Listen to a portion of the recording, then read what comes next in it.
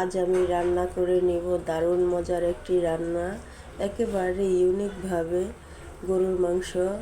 দেখে কিন্তু সবার জিভে পানি চলে আসবে।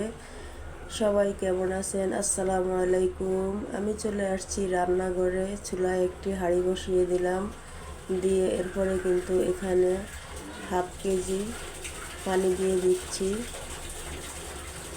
চুলাটা কিন্তু এখন বর্তমানে ভলিউমটা মিডিয়াম রেখে দিয়েছি। এবার দিয়ে দিচ্ছি এক কাপ পরিমাণ পেঁয়াজ কুচি, এক কাপ পরিমাণ পেঁয়াজ কুচি। এরপরে অ্যাড করে দিচ্ছি 1 টেবিল চামচ আদা বাটা, 1 টেবিল চামচ রসুন বাটা,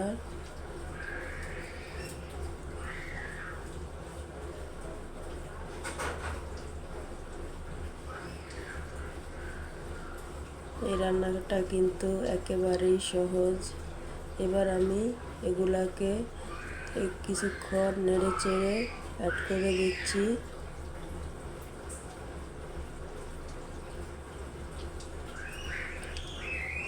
চুলার ভলিউমটা কিন্তু এখনও বাড়াইনি। এখন আবার অ্যাড করে দিচ্ছি 1 টেবিল চামচ হলুদ গুঁড়ো,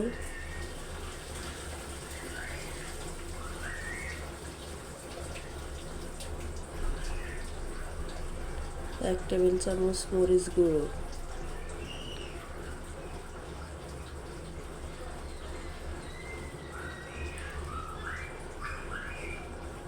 দিয়ে দিচ্ছি 1 টেবিল চামচ লবণ স্বাদ মতো।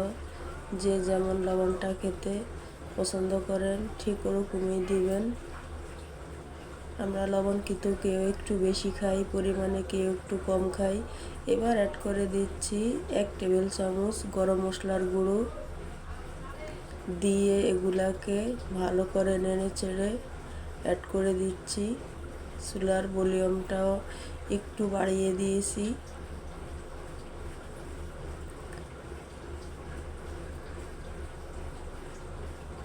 এখানে আবার অ্যাড করে দিচ্ছি 1 টেবিল চামচ সয়াবিন তেল, দিয়ে এগুলাকে আবার ভালো করে নেড়ে চেড়ে অ্যাড করে দিচ্ছি।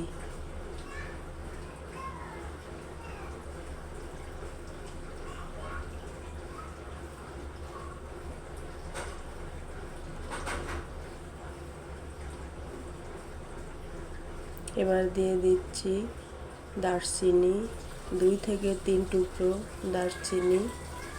দারচিনিটা দিয়ে আবার কিছুক্ষণ নেড়ে চেড়ে দারচিনিটাকেও অ্যাড করে দিচ্ছি। এবার আমি কিছুক্ষণের জন্য একটি ঢাকনা দিয়ে চুলার ভলিউমটাকে একেবারে ফুল হিটে দিয়ে দিয়েছি। এই যে দেখুন আমার মশলাগুলো কিন্তু বলক এসে গেছে। এবার আমি এখানে দিয়েছি 1 কেজি গরুর মাংস।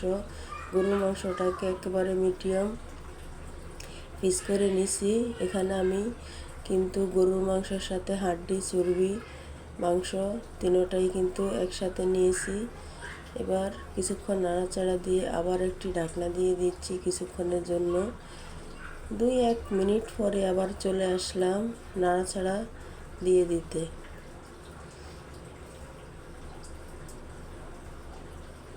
নেড়ে চেড়ে ভালো করে নেড়ে চেড়ে দিলে কিন্তু যত বেশি ঘন নাড়াচাড়া দেওয়া হবে এতই কিন্তু ভালো হবে রান্নাটা।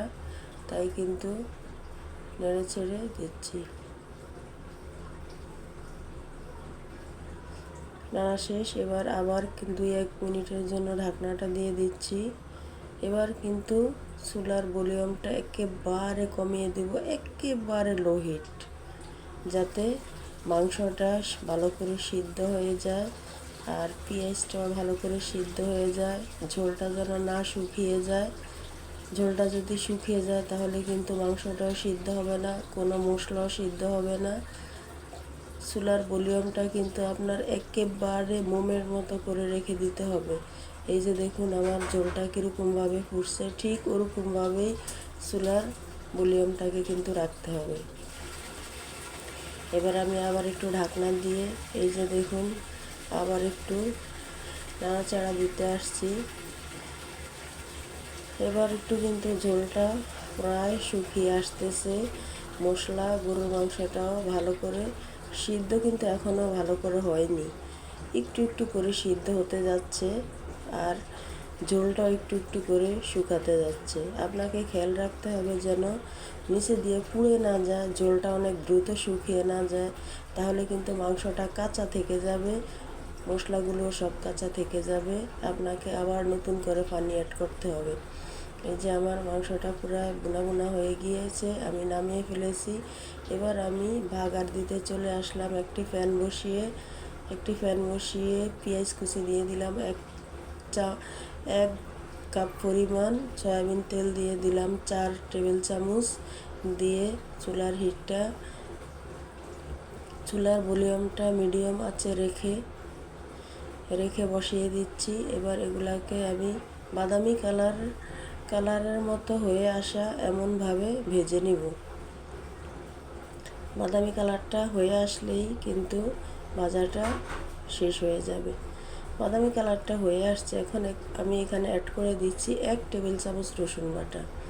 1 টেবিল চামচ রসুন বাটা দিয়ে আবার কিন্তু একটু ভালো করে নাড়াচাড়া দিয়ে এখন আবার দিয়ে দিচ্ছি হইলো টেলে রেখেছিলাম যে জিরার গুঁড়োটা, ওই জিরার গুঁড়োটাকে ভালো করে ব্লেন্ড করে এরপরে 2 টেবিল চামচ পরিমাণে দিয়ে ভালো করে আবার কিন্তু নাড়াচাড়া দিয়ে দিচ্ছি, যাতে একেবারে পেঁয়াজের সাথে রসুনের সাথে তেলের সাথে ভালো করে অ্যাড হয়ে যায়। এভাবে কিন্তু বাগারটা দিলে গরুর মাংসর স্বাদটা কিন্তু আরও দ্বিগুণ বেড়ে যাবে। এই যে আমি গরুর মাংসটাকে অ্যাড করে দিচ্ছি, দেওয়ার পর এগুলা কিন্তু ভালো করে নাড়াচাড়া দিয়ে দিচ্ছি। আপনারা কিন্তু এইভাবে চাইলে গরু মাংস রান্না করলে একেবারে দ্রুত রান্না করতে পারবেন, এতে কোনো ঝামেলা নাই, অনেক দ্রুত রান্নাটা হয়ে যায়। আপনাকে খালি মনে রাখতে হবে যে চুলার ভলিউমটা হাই হিট করা যাবে না, মিডিয়ামে রাখা যাবে না, একেবারে ডিম আঁচে রেখে দিতে হবে, তাহলে কিন্তু আপনার রান্নাটা পারফেক্ট হয়ে যাবে। এই যে আমার রান্নাটা পারফেক্ট হয়ে গেছে, সামনে কোরবানি ঈদটা আসছে, আপনারা এভাবে কিন্তু গরুর মাংসটা অনেক দ্রুত রান্না করে খেতে পারেন এবং মেহমানদেরকে অনেক দ্রুত রান্না করে খাওয়াইতে পারেন। আমরা কিন্তু গরুর মাংসটা রান্না করতে অনেক সময় লাগে, এখানে 10 থেকে 15 মিনিটের ভিতরেই কিন্তু আপনি গরুর মাংসটাকে রান্না করতে পারবেন। এতে কিন্তু অনেকটা স্বাদও হবে, অনেকটা টেস্ট হবে, স্মেলটাও কিন্তু ভালো আসবে, কালারটাও কিন্তু দেখতে অনেক ভালো দেখা যাবে। যাকেই খাওয়াবেন সেই আপনার প্রশংসা করবে। সবাই ভালো থাকবেন, সুস্থ থাকবেন, আল্লাহ হাফেজ। আমার রান্নাটি ছিল এই পর্যন্তই।